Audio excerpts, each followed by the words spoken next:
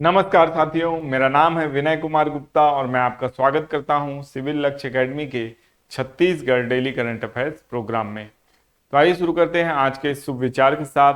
जब तक आप खुद हार नहीं मानते, आपको कोई भी हरा नहीं सकता। तो जी हाँ साथियों, हार स्वयं हार मान लेने से होती है, ना कि किसी परीक्षा में या किसी खेल में हार जाने से होती है। इसका अर्थ यह नहीं है कि किसी निगेटिव खेल में, जैसे कि गैम्बलिंग ऐप में आप पैसा लगा रहे हैं और हार नहीं मान रहे हैं, बार बार आपके पैसे डूब रहे हैं फिर भी आप हार नहीं मान रहे हैं।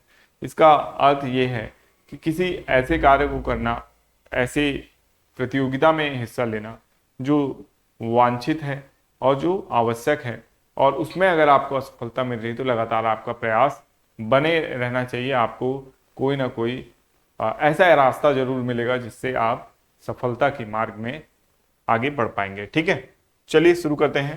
पहला क्वेश्चन है, छत्तीसगढ़ सरकार ने हाल ही में किस क्रम का अनुपूरक बजट पेश किया? पहला, दूसरा, तीसरा या चौथा? तो इसका सही जवाब है तीसरा, अनुपूरक बजट पेश किया। छत्तीसगढ़ विधानसभा में 19,762 करोड़ रुपए का तृतीय अनुपूरक बजट पारित होने के बाद राजनीतिक बयानबाजी तेज हो गई है विपक्ष के द्वारा। ऑब्वियस सी बात है, कुछ आरोप लगाए जाएंगे। तीसरा अनुपूरक बजट है। अनुपूरक बजट होता क्या है? अनुपूरक बजट एक्चुअल में वो धनराशि होती है जिसकी सरकार को अतिरिक्त आवश्यकता है, जो कि बजट में पूरी नहीं हो पाई थी। तो ये जो खर्चा है वो बजट में शो नहीं हुआ रहता है पहले, और ये अचानक से आया हुआ कोई खर्चा रहता है, किसी ऐसी धनराशि की आवश्यकता जो बजट में कवर नहीं की जा सकती है। मान लीजिए कोई केंद्र की नई योजना आई जिसका आधा बंटवारा किसमें हो रहा है? राज्य में हो रहा है। तो राज्य को तो इसके बारे में पता नहीं था, तो राज्य को अब अनुपूरक बजट की आवश्यकता होगी। या फिर हो सकता है ऐसी कोई योजना राज्य सरकार खुद बनाए जो कि जो बजट का साइज है उससे बाहर निकल रहा है। ठीक है, तो ऐसी स्थिति में अनुपूरक बजट लिया जाता है। सामान्य स्थिति में एक दो अनुपूरक बजट ही होते हैं, लेकिन यहाँ पे तीसरा अनुपूरक बजट ले लिया गया है, जो कि एक बड़ी बात है, इसलिए ये न्यूज में है। ठीक है, छत्तीसगढ़ के किस जिले में गुप्तेश्वर पहाड़ी की गुफा स्थित है? तो बस्तर, दंतेवाड़ा, बीजापुर या नारायणपुर? तो इसका सही जवाब है बस्तर। तो बस्तर को याद रखना है। बस्तर जो है यहाँ पे जगदलपुर जिले में रामगिरी पर्वत श्रृंखला में गुप्तेश्वर पहाड़ी स्थित है, जहां पे गुप्तेश्वर गुफा भी स्थित है। यह जो गुफा है ये ओडिशा के कोरापुट जिले की सीमा पे है। ठीक है, गुफा भगवान शिव के एक प्रसिद्ध मंदिर का घर है। इस गुफा में विशाल शिवलिंग है और ऊपर से पाताल गंगा की जलराशि गिरती है। गुप्तेश्वर जो जलप्रपात है ये जगदलपुर से करीब 85 किलोमीटर दूर है। ठीक है, तो ये भी आपको याद रखना है।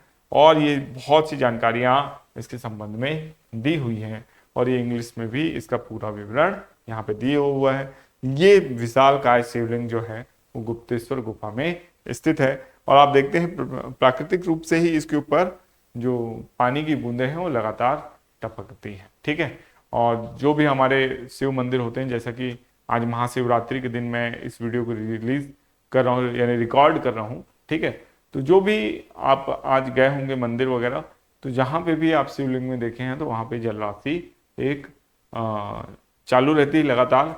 भगवान शिव की जो प्रतिमा है या शिवलिंग जिसको हम कहते हैं, उसमें लगातार क्या गिरते रहता है? पानी गिरते रहता है। ठीक है, तो इसको याद रखना है। आगे चलते हैं। मध्य प्रदेश में ग्लोबल इन्वेस्टर समिट 2025 का आयोजन कहाँ किया गया है? तो कहाँ किया जा रहा है? इंदौर, जबलपुर, भोपाल या ग्वालियर? तो इसका सही जवाब है भोपाल। प्रधानमंत्री नरेंद्र मोदी की उपस्थिति में भोपाल के राष्ट्रीय मानव संग्रहालय में 2 दिवसीय ग्लोबल इन्वेस्टर समिट का आगाज हुआ। पहले ही दिन बड़ी संख्या में निवेश प्रस्ताव मिले हैं। तो इन्वेस्टर समिट बहुत ज्यादा जरूरी होता है। कई बार क्या होती है, हमारी योजनाएं बहुत अच्छी होती हैं, हमारा प्रयास बहुत अच्छा होता है, लेकिन वो प्रयास लोगों तक पहुंच नहीं पाता है। ठीक है, और जब वो प्रयास नहीं पहुंच पाता, यानी औद्योगिक क्षेत्र की मैं बात कर रहा हूं, तो उसका यानी जो पब्लिसिटी के अभाव में वो फिर बहुत अच्छी योजना भी अपनी वांछित सफलता प्राप्त नहीं कर पाती और उसे फिर बाद में बंद कर दिया जाता है, ये सोच के कि ये पायलट प्रोजेक्ट जो है ठीक से वर्क नहीं किया। ठीक है, तो इसलिए ग्लोबल इन्वेस्टर समिट को बुलाया गया है और अपनी जो सरकार की योजनाएं हैं, जो सरकार के प्रयास हैं कि इन्वेस्टर ज़्यादा से ज़्यादा भारत में इन्वेस्ट करें, इन्वेस्ट इन इंडिया जो प्रोग्राम है उसको सक्सेस कैसे किया जाए, तो इसके लिए सरकार लगातार इस तरीके की समिट करती है, ग्लोबल इन्वेस्टर समिट। ठीक है, तो इसको याद रखना है। वित्तीय साक्षरता सप्ताह का शुभारंभ किसने किया? तो इसका सही जवाब है आरबीआई ने किया। भारतीय रिजर्व बैंक ने 24 फरवरी से 28 फरवरी तक वित्तीय साक्षरता सप्ताह 2025 का शुभारंभ किया, जिसका विषय है वित्तीय साक्षरता महिला समृद्धि। इस पहल का उद्देश्य है महिलाओं के बीच वित्तीय जागरूकता और सशक्तिकरण को बढ़ाना, जो आत्मनिर्भर भारत और विकसित भारत 2047 विजन जैसे व्यापक राष्ट्रीय उद्देश्यों के साथ संरेखित हो। तो जिस तरीके से लगातार योजनाएं बन रही हैं, उसके लिए ये विकसित भारत मिशन के तहत ये जो जागरूकता जो अभियान है, ये आरबीआई के द्वारा चलाया गया है, डिजिटल जागरूकता अभियान। और इसके तहत महिलाओं में डिजिटल जागरूकता पैदा की जाएगी ताकि वो किसी प्रकार की ठगी का शिकार ना हो, और किस तरीके से यूपीआई और किस तरीके से जो अपना बिजनेस है उसको ऑनलाइन ले जाना है, ये सारी बातें यहाँ पे सिखाई गई हैं। ठीक है, एक दिवसीय अंतर्राष्ट्रीय क्रिकेट में सबसे तेज 14,000 रन बनाने का रिकॉर्ड किसके नाम है? तो ये आप तो क्रिकेट देख ही रहे हैं, है ना। आईसीसी चैंपियंस ट्रॉफी चल रही है, पाकिस्तान को अभी भारत ने बुरी तरीके से हराया है, और इन सब के बीच जो हमारे होनहार खिलाड़ी हैं, जिनका नाम आप कमेंट बॉक्स में तुरंत लिखिए कि किस खिलाड़ी ने हाल ही में 14,000 रन पूरे किए हैं। इस खिलाड़ी के बारे में हमने पिछले वीडियोस में भी देखा है।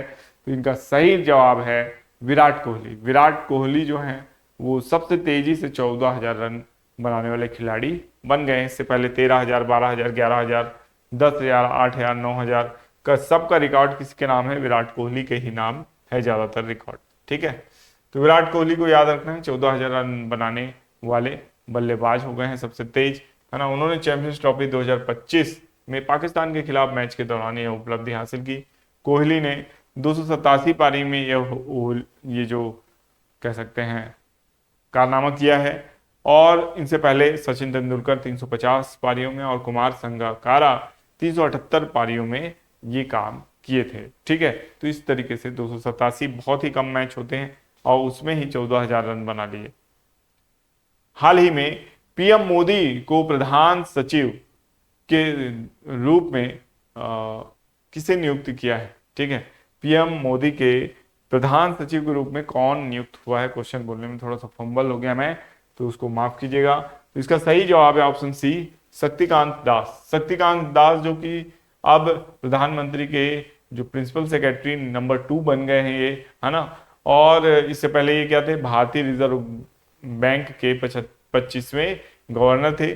ठीक है, 11 दिसंबर 2018 को उर्जित पटेल के स्थान पर गवर्नर के रूप में नियुक्त किया गया था इन्हें, और गवर्नर के रूप में नियुक्ति से पहले ये क्या थे? आपके आर्थिक मामलों के सचिव थे, और G20 में भारत के शेरपा के रूप में भी इन्होंने कार्य किया है। तो बहुत ज्यादा योग्य व्यक्ति हैं, बहुत इनके पास नॉलेज है, इसलिए सरकार इनके नॉलेज को और यूटिलाइज करना चाहती है और आगे भी कोई ना कोई रोल इनको दे रही है। ठीक है, आगे चलते हैं।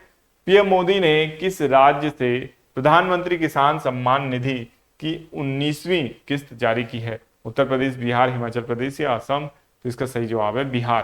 किसानों के कल्याण को सुनिश्चित करने की अपनी प्रतिबद्धता के अनुरूप प्रधानमंत्री श्री नरेंद्र मोदी ने आज बिहार के भागलपुर से पीएम किसान की 19वीं किस्त जारी कर दी है, और उन्होंने इस अवसर पर कई विकास परियोजनाओं का भी शुभारंभ किया है। श्री मोदी सभी गणमान्य व्यक्तियों और कार्यक्रम में वर्चुअल रूप से शामिल हुए हैं और लोगों का स्वागत किया है। ठीक है, तो इसको याद रखना है। किस देश ने हाल ही में ओपेक प्लस में शामिल होने की घोषणा की है? तो इसका सही जवाब है ऑप्शन सी, ब्राजील। ब्राजील ने जो हाल ही में ओपेक प्लस में शामिल होने को मंजूरी दे दी है, जिससे देश की तेल क्षेत्र में वैश्विक भूमिका और प्रभाव बढ़ने की संभावना है। ओपेक प्लस देश जो हैं बड़े ही ज़्यादा, बहुत ही ज़्यादा यहाँ से क्या होती है? ऑयल का एक्सपोर्ट होता है। ऑयल का यहाँ मतलब खाने वाले ऑयल से नहीं है, क्रूड ऑयल से है, जो कि आपका पेट्रोलियम, है ना, पेट्रोल डीजल और ये सब केरोसिन वगैरह बनता है क्रूड ऑयल से, है ना। हाल ही में पहली भारतीय अमेरिकी एफबीआई निदेशक कौन बने हैं? पहले भारतीय अमेरिकी एफबीआई निदेशक, ठीक है। तो इसका सही जवाब है काश पटेल। काश पटेल एफबीआई के डायरेक्टर बन गए हैं और काश पटेल एफबीआई के पहले हिंदू भारतीय चीफ बने हैं। शपथ ग्रहण में काश पटेल की जो रिलेटिव हैं वो भी मौजूद थे, ठीक है। तो ये भी याद रखना है। अब ये जो होमवर्क प्रश्न है इसका जवाब आपको कमेंट बॉक्स में देना है। हाल ही में IRDAI ने किस प्लेटफॉर्म के माध्यम से बीमा ASBA लॉन्च किया है, ठीक है। तो इसका सही जवाब जो है वो कमेंट बॉक्स में आप जरूर दीजिएगा। अब चलते हैं पिछले वीडियो के रिवीजन प्रश्नों की ओर। राजकोषीय स्वास्थ्य सूचकांक में छत्तीसगढ़ का देश में कौन सा स्थान है? तो इसका सही जवाब है दूसरा। कोयले के उत्पादन में छत्तीसगढ़ का स्थान दूसरा है। 2025 में किस भारतीय खिलाड़ी ने नेशनल स्नूकर चैंपियनशिप जीती है? तो इसका सही जवाब पंकज अडवाणी। 2025 में पहले बिम्स्टेक यूथ समिट की मेजबानी किस शहर में की जा रही है? तो गांधीनगर, गुजरात। हाल ही में किसे इसरो का नया अध्यक्ष नियुक्त किया गया है? तो वी नारायणन। 2025 में किस राज्य ने औषधीय और औद्योगिक उपयोग के लिए भांग की खेती का पायलट अध्ययन शुरू किया है? इसका सही जवाब है हिमाचल प्रदेश। हाल ही में किस देश के राष्ट्रपति पॉल कागमे चौथी बार चुने गए हैं? तो इसका सही जवाब है रवांडा। हाल ही में किस भारतीय क्रिकेटर ने इंग्लैंड के खिलाफ 4000 अंतर्राष्ट्रीय रन पूरे किए हैं? तो विराट कोहली इसका सही जवाब है, ठीक है। और हाल ही में किस देश ने R21 matrix M malaria vaccine की शुरुआत की है? तो आइवरी कोस्ट इसका सही जवाब है। और ये जो पिछले वीडियो का हमारा होमवर्क प्रश्न था कि हाल ही में किस टेनिस खिलाड़ी ने चेन्नई ओपन 2025 पुरुष एकल खिताब जीता है? तो इसका सही जवाब है कैरियन जैक्वेट, है ना। कैरियन जैक्वेट का नाम याद रखना है, फ्रांस के हैं ये और इन्होंने फाइनल में स्वीडन के एलियास यामीर को हराकर 2025 का चेन्नई ओपन टेनिस प्रतियोगिता का पुरुष एकल का खिताब अपने नाम किया है, ठीक है। तो ये रहा हमारा आज का वीडियो। इसका PDF जो है वो आपको टेलीग्राम चैनल में सेंड कर दिया जाएगा। आशा करते हैं कि ये वीडियो आपको पसंद आया होगा। मिलेंगे नेक्स्ट वीडियो में। आपका दिन शुभ हो। धन्यवाद।